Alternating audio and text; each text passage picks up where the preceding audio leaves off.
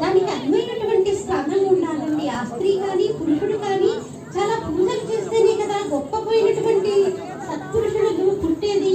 మరి మీ మేనకాదేవికి ఉన్నటువంటి అధికారం ఎలాంటిది అంటే ఈవిడ పితృదేవతల యొక్క మానస పుత్రిక కాబట్టి ఆవిడ దేవలోకంలో ఉండేది. ఒకనొక సందర్భంలో సనత్ కుమారాదులందరూ కూడా సభలోకి వస్తూ ఉంటే సభా మర్యాద అని ఒకటి ఉంటుందండి.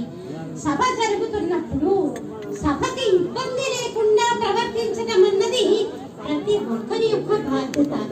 ఏ సభ జరుగుతుంది, ఆ సభ యొక్క మర్యాద ఏంటి అన్నటువంటిది మనందరం కూడా తప్పకుండా గమనించి తీరాలి.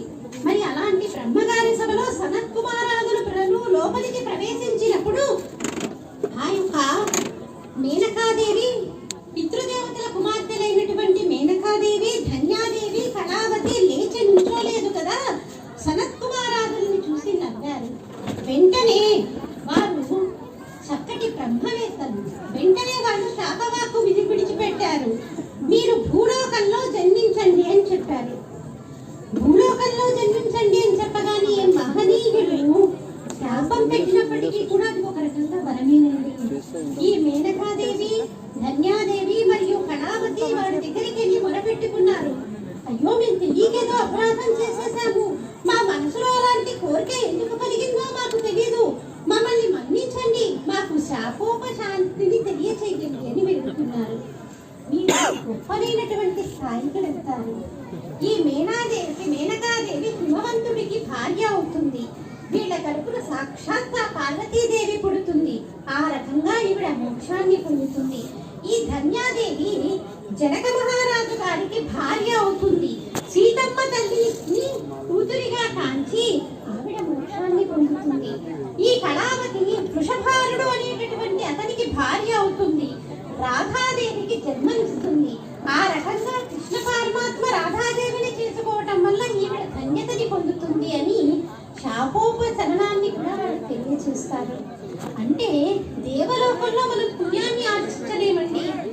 కాబట్టి మనుష్య లోకంలోనే ఈ జన్మలోనే మనం ఎటువంటి పుణ్య సముపార్జన చేయాలన్నా ఈ మానవ జన్మే ఉత్తమోత్తమైనటువంటిది.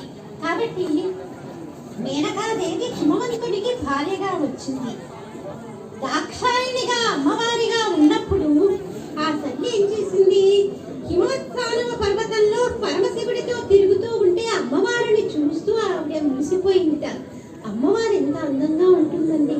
లలాటం లావణ్యం జ్యుతి విమలమాభాతి తమయత్ ద్వితీయం తన్మధ్యే మకుట ఘటితం చంద్రశకనం విపర్యా సన్యాసాతు భయమపి సంభూయ చమిధా సుధాలేపస్యోతిని రాకాహిమకరః అంటూ అమ్మవారి యొక్క లావణ్యం ఎంత అందంగా ఉంటుందంటే పారుగారేటటువంటి బుగ్గలతోటి ఎంతో అందమైనటువంటి రూపంతో ఎప్పుడూ చిరునవ్వులు చిందిస్తూ శాంత స్వరూపంగా శాంతానికి ప్రతీకగా ఉండేటటువంటి ఆ తల్లి యొక్క వైభవాన్ని రూపాన్ని చూసినటువంటి మేనకాదేవి ఒక్కసారి ఈవిడ నాకు కూతురైతే బాగుండు అని మనసులో తలంచుకుందిట.